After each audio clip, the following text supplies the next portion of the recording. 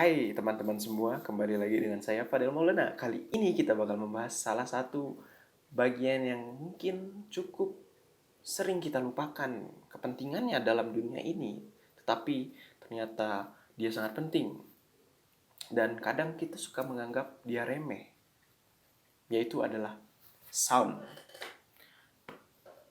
Bukan ya? Oke, nggak usah pakai intro, bingung. Jadi, halo semuanya, saya Fadel Maulana. Boleh saya, aku, atau gua. Kali ini kita bakal ngebahas tentang sound. Kalian pernah dengar kata sound? Pasti pernah lah. Pastilah kita pernah kan. Dan kita sering menganggap sound itu adalah pekerjaan atau sesuatu yang sangat remeh. Seperti memanggil akang sound, haha lu yang megang kabel, haha lu mamang-mamang sound yang kayak gitu. Tapi sebenarnya kalau kalian telaah lebih dalam, sound lebih dari itu. Lebih dari orang yang megang kabel, orang yang angkat sesuatu yang berat waktu ada mau acara, pensi, dan sebagainya. Sound lebih dari itu. Dan kali ini, gue akan menjelaskan ke kalian semua tentang bagaimana menjadi seorang sound engineer. Sounds like a band. Wah, bahkan tadi ada kata sound. Oke. Dan ini seperti biasa, kita akan menjadi seorang ahli sound tapi yang amatir. Jadi, ahli sound amatir dalam video ini. Enggak sih, dalam video ini kita akan menjadi seorang ahli sound tapi yang amatir. Oke, nggak usah berlama-lama. Ahli sound ini ada speaker kan. Nah, mungkin teman-teman pernah mendengar semuanya kalau misalkan sound itu ya mulai dari yang gampang lah ya kayak speaker, ada mikrofon, ada ampli, ada mixer, ada stand mic, ada stand speaker. Ya, biasalah kita sebagai mahasiswa atau misalkan orang yang berkuliah atau meeting pasti kenal dengan yang namanya sound. Karena kita butuh mikrofon kalau kita ngomong untuk memperkuat suara kita. Dan juga itu adalah bentuk perlengkapan yang bentuknya besar gitu. Sound yang ukurannya besar. Dan juga ada juga contoh sound yang kecil yang sering kita pakai seperti headset. Headset bukan deng, ini headphone. Ya, apapun itu, headphone, headset seperti yang ada di gambar. Yang macam-macam gitu. Ada yang mereknya JBL, terus misalkan Sennheiser, Harman Kardon. Wah, banyak lah semuanya jenis-jenis peralatan sound. Sekarang kita ngomongin tentang implementasi penggunaan sound. Di sini kita sebelah kiri bisa ngelihat seorang dari sudut pandang seorang soundman gitu. Dan ini biasanya sound yang dipakai ketika kita sedang melakukan rapat atau misalkan kelas biasanya disertai dengan sound dan juga speakernya kan. Dan juga di sebelah kanan itu ada foto DWP Jakarta Warehouse Project dan juga mereka tetap menggunakan sound. Dan kedua sound yang mereka gunakan adalah jenis sound yang berbeda. Meskipun dua-duanya tetap ada mixer, ada speaker. Tapi fungsinya berbeda dari segi kekuatan suara dan juga tingkat desibel yang dihasilkan dari suara yang diinginkan. Gak mungkin kan kita melakukan sebuah rapat tapi menggunakan sound untuk DWP. Nanti bukannya kita rapat, malah kita joget-joget. Oke, tapi sekarang aku mau lebih ngebahas tentang apa sih sudut pandang seorang soundman gitu.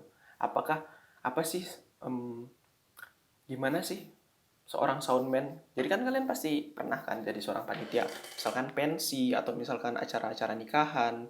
Nah, pokoknya teman-teman yang aktif di kegiatan berbagai macam event dan kegiatan pasti akrab dengan yang namanya sound. Dan pasti ada tuh orang yang biasanya duduk di belakang terus ngatur-ngaturin kayak mixer ya kan yang kayak DJ gitu tapi bukan DJ. Nah, dan ternyata itu ada ilmunya teman-teman. Ada yang akan kita pelajari di video ini. Nah, oke, yang pertama kita mengenal dulu tentang kabel sound. Si kang kabel tadi gitu atau amang-amang yang jaga kabel. Jadi kita mulai kabel sound. Kabel sound adalah sebuah konektor audio. Ya, namanya konektor artinya dia bakal menghubungkan dan dikenal juga dengan audio jack. Ya, jack. Bukan jack sparrow tapi audio jack. Oke. Adalah perangkat yang dapat menghubungkan, namanya juga konektor, menghubungkan alat yang dapat menghasilkan suara. sebagai output dan juga perangkat yang dapat menerima suara sebagai input. Ya ibaratnya tadi seperti mikrofon dan juga speaker. Inputnya ada mikrofon dan juga dibesarkan menggunakan speaker. Nah, kemudian dalam istilah sound ada dua jenis sinyal suara. Nah, ini kita mulai masuk ke bagian yang agak ribet nih. Dalam sound itu terdapat dua jenis istilah sinyal. Jadi ini jarang banget dibahas. Pasti jarang orang yang ngebahas tentang kabel sound gitu. Dan dua jenis sinyal suara tersebut adalah balance dan unbalance. Nah, untuk balance sendiri atau kita biasa menyingkatnya dengan BAL, itu adalah koneksi dengan 3 jalur. Ada jalur positif, negatif, sama ground. Dan dia bisa menghasilkan suara sebesar 4 desibel. Positif 4 desibel dan dihasilkan dari koneksi mikrofon dengan audio jack TRS atau XLR. Wah, apaan tuh TRS XLR? Nanti kita bahas. Terus tipe suara yang dihasilkan adalah stereo dan juga ground di sini berfungsi untuk mencegah adanya interferensi. Dan di sini ada contoh gambarnya. Dan selanjutnya kita bakal ngebahas tentang unbalance. Nah, unbalance ini udah namanya unbalance, dia ini nggak punya ground. Jadi dia memiliki koneksi dengan dua jalur, positif atau negatif.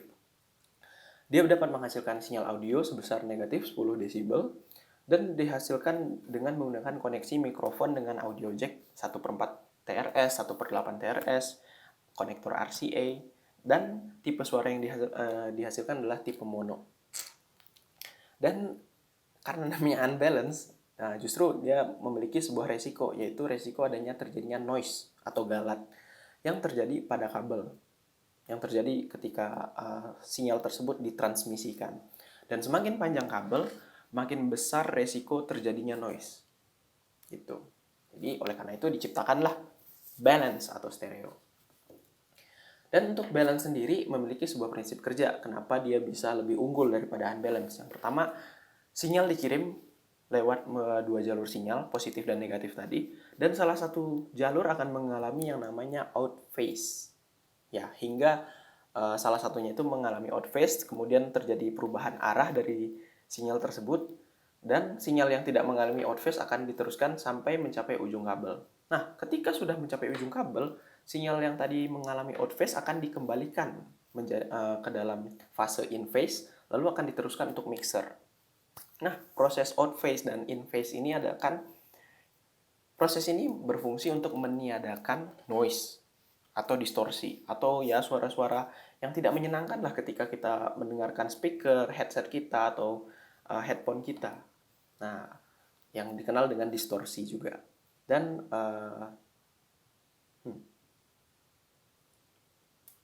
ya, jadi dia akan meniadakan noise atau distorsi yang terjadi ketika terjadinya proses transmisi pada kabel.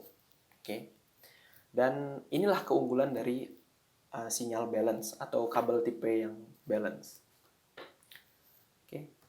Kemudian kita bakal ngomongin langsung ke jenis-jenis audio jack. Ya, jadi kita tadi udah tahu tentang balance dan unbalance. Sekarang kita ngomongin tentang tipe-tipe kabel sound. Nah, ini kita satu langkah menjadi seorang soundman atau akang sound. Oke, jadi untuk audio jack sendiri ada seperti instrumen pada umumnya, ada yang analog, ada yang digital. Nah, ini ada contoh-contohnya, ada ADAT, Firewire, USB, SPDIF atau RCA, XLR, BNC, TS, TRS, RCA, and MIDI. Ada yang analog, ada yang digital. Nah, kita mulai dari kabel paling tua dulu ya. Ya, sebenarnya nggak tua-tua amat sih, cuman menurut saya ini kurang menarik, jadi saya tulis duluan. Oke. Jadi BNC ini adalah Bayonet Nail Concealment, adalah kabel yang berfungsi untuk transmisi sinyal radio. Jadi kabel maksudnya, jadi kabel BNC adalah kabel yang digunakan untuk mentransmisikan sinyal dengan frekuensi gelombang radio dan berfungsi untuk sinkronisasi data atau pengganti input atau output analog. Nah, kabel ini digunakan pada awal mula adanya komputer, jadi cukup old school untuk kabel ini ya. Kemudian ada kabel XLR, bukan XLR ya. Termasuk kabel dengan ukuran yang sangat panjang ya, cocok untuk aplikasi alat musik, terutama untuk alat-alat ya seperti pementasan, band, dan konser sebagainya yang kayak gitu. Karena dia memiliki keunggulan dengan sinyal balance sehingga minim terjadi adanya noise. Dan kabel XLR ini dapat terpasang dengan mantap. Kenapa mantap? Karena dia memiliki 3 bagian. Ada ground chassis, terminal kutub positif, sama terminal kutub negatif. Dan mereka selalu sepasang antara male and female-nya. Jadi kalian gak bakal ngelakuin blunder-blunder aneh kayak salah colok atau misalkan salah pasang yang bisa mengakibatkan noise, distorsi, atau mungkin kerusakan pada instrumen. Jadi XLR ini adalah salah satu kabel balance yang sangat mantap. Kemudian ada kabel RCA, ya apapun itu, saya kurang tahu sebutannya gimana. Nah, kabel RCA ini sering digunakan untuk suara stereo dan biasa digunakan untuk para DJ. Jadi buat teman-teman yang hobi DJ akan sangat tidak afdol kalau misalkan menjadi DJ tapi tidak tahu kabel RCA. Dan kabel RCA ini biasanya ditandai dengan warna merah dan putih. Ya, bisa dilihat contoh yang besarnya seperti ini, dan ketika di DJ turntable atau di DJ mixer ini, itu bisa kalian lihat di situ ada banyak kabel RCA-nya yang warna merah dan putih. Kemudian ada jenis audio ini, TS, TRS, and TRRS. Ya bolehlah disebutnya apa aja, nggak apa-apa. Dan ya audio jack yang kayak gini memiliki ukuran variasi, dan yang paling umum ada di dunia saat ini. Dia ada yang tipe TS, TRS, dan TRRS. Nah, definisi dari TS sendiri adalah tip and slave. Jadi tip itu adalah bagian ujungnya sebagai audio, dan slave adalah ground. Sedangkan untuk yang TRS, dia memiliki 2 sinyal audio, ring kiri dan kanan, dan juga 1 ground. Dan sedangkan untuk TRRS, dia memiliki 2 jenis ring, dan selain dia untuk sinyal audio, dia juga berbentuk mikrofon. Dan ukurannya pun bervariasi dari mulai 2,5 mm, 3,5 mm, dan 6,35 mm.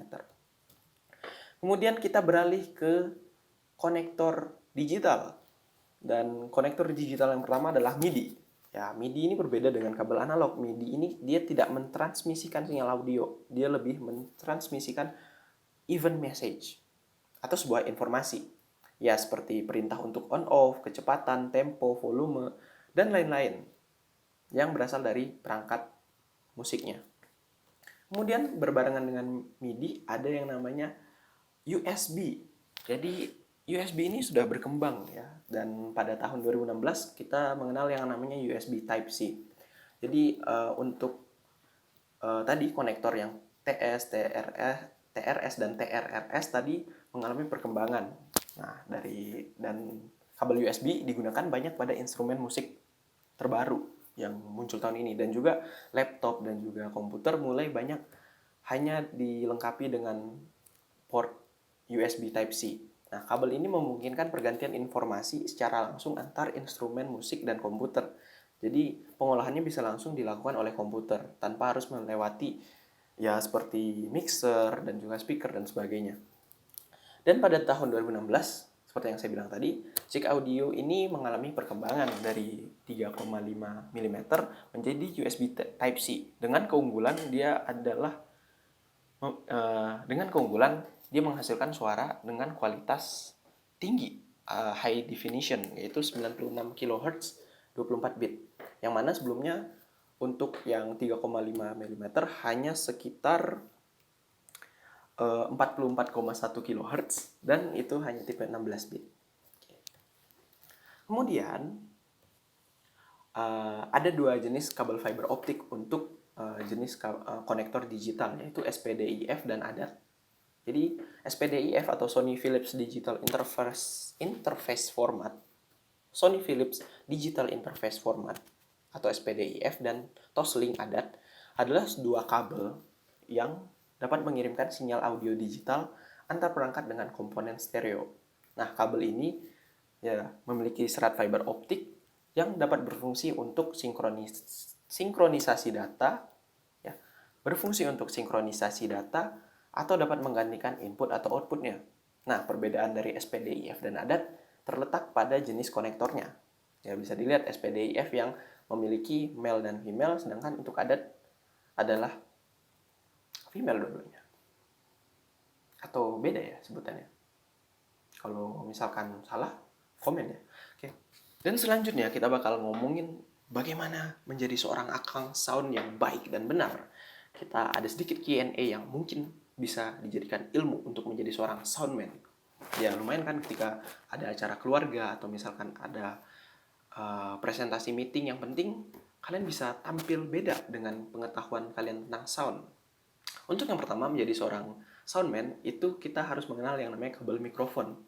Kabel mikrofon ini berfungsi untuk ya namanya mikrofon menghubungkan antara mic dengan mixer.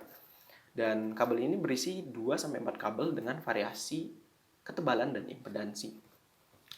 Kemudian ada yang namanya kabel instrumen, ya seperti gitar listrik atau misalkan keyboard atau apapun itu, dia berfungsi untuk menghubungkan instrumen musik dengan mixer yang berisi 1 sampai 2 kabel dengan impedansi yang sangat tinggi. Dan selanjutnya bakal ada kabel speaker. Jadi kabel speaker adalah kabel yang digunakan untuk menghubungkan mixer dengan speaker. Ya, di instrumen mixer speaker. Ya, berisi 2 atau 3 kabel. Dan jenis kabelnya adalah kabel tebal yang memiliki impedansi yang rendah. Sedangkan untuk kabel selanjutnya adalah kabel insert. Dia adalah penghubung mixer ke sound card atau sound card ke speaker yang berisi 2-4 kabel dengan variasi impedansi dan ketebalan. Nah, buat kalian yang bingung apa itu speaker atau itu mixer sama sound card, ini ada gambarnya. Untuk yang sebelah kiri itu namanya mixer yang bisa diatur, bisa diputer-puter. Sedangkan yang sebelah kanan adalah sound card. Oke? Nah, beralih ke Q&A tentang basic knowledge tentang akang sound selanjutnya adalah apa yang terjadi jika kabel speaker dipasang pada kabel instrumen. Nah, ini salah satu hal yang sering terjadi di dunia persoundan. Ya, di dunia akang sound. Dimana kadang kita ya halu, capek, ngantuk, salah colok, salah pasang kan. Karena bentuknya yang mungkin relatif sama, berbeda dengan XLR tadi.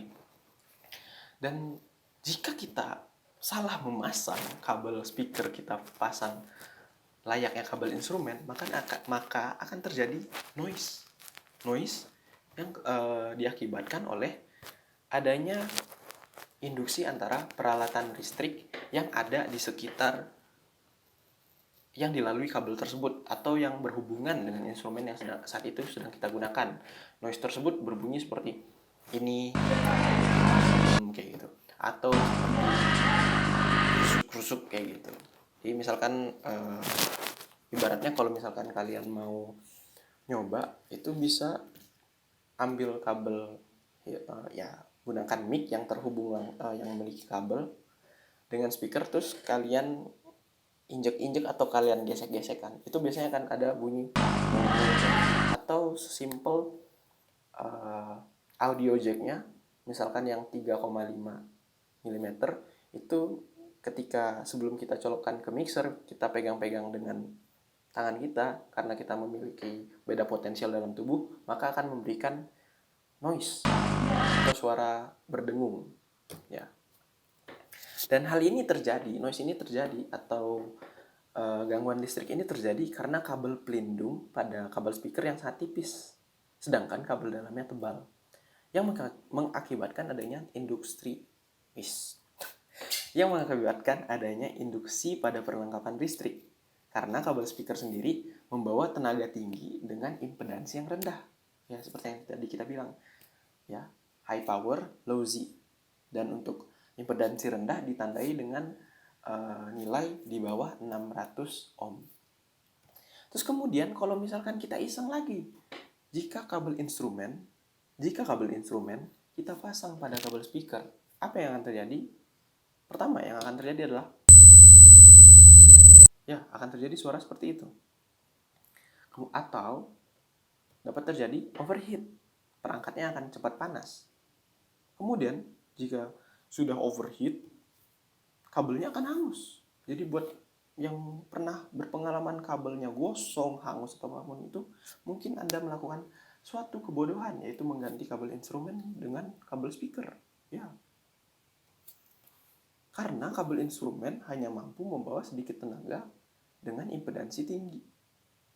Jadi ibaratnya dia adalah high Z, low power high Z, dengan nilai impedansi lebih dari 10.000 ohm. Kayak gitu.